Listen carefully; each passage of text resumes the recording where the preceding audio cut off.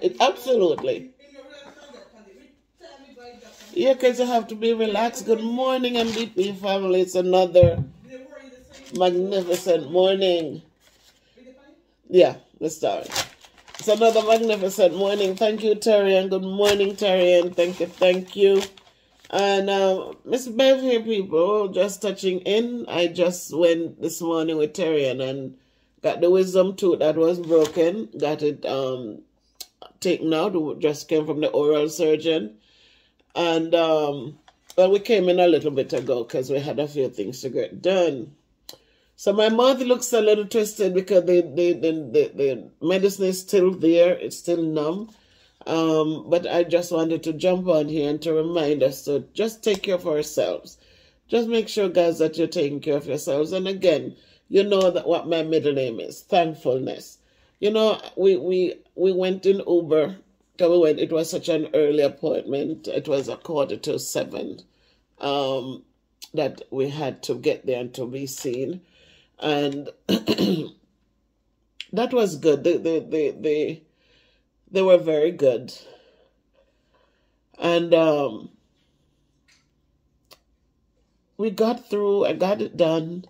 The doctor was impressed because I thought I couldn't do it. But, you know, my blood pressure went up some because, you know, you're sitting there, you're nervous. Nobody loves a dentist, really. And for me, it's just the noise in my head. But they did a good job. They sutured it up. So I'm home. I came back home. My Danny just got the prescriptions. I mean, it's a mouth rinse. I can't eat anything hot. And they also gave me antibiotics just in case. So I'm allergic to penicillin. So they gave me clindamycin.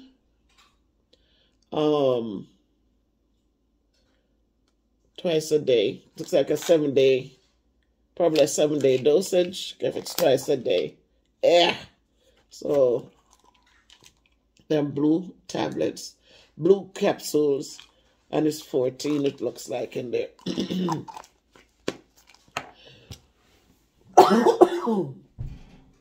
I'm sorry.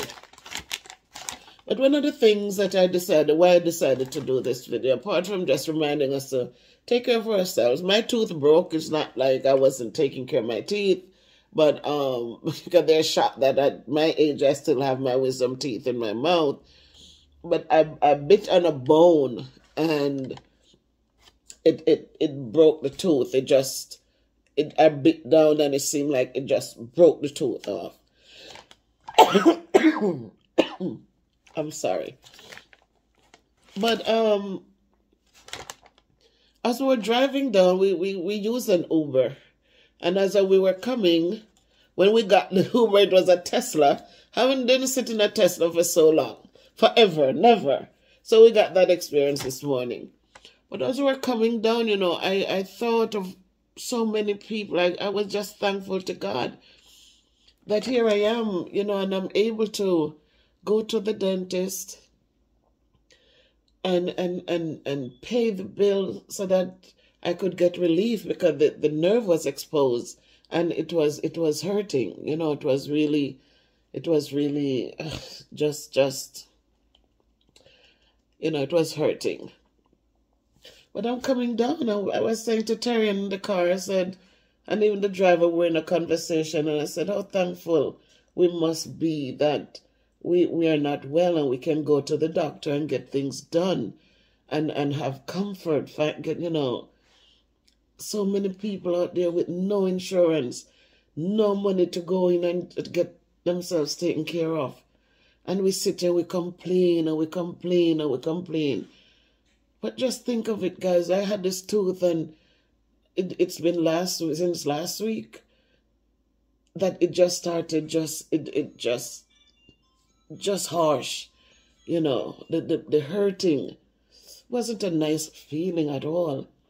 I think of so many who have so many teeth in their heads that the nerves are exposed, they're rotten out and the nerves are exposed. And they have to put up with that pain every day, every night. And so I say, guys, you know, as you sit there and you are feeling comfortable and you are able to provide the things that you need to feel comfortable. I remember those who don't have. Remember those who don't have. You know, just remember them.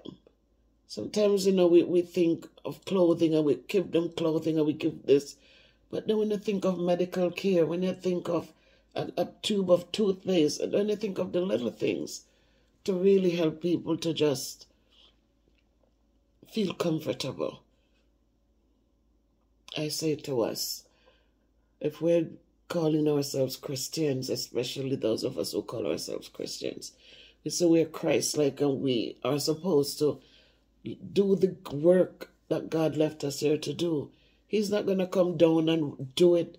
He set the example for us and then he left.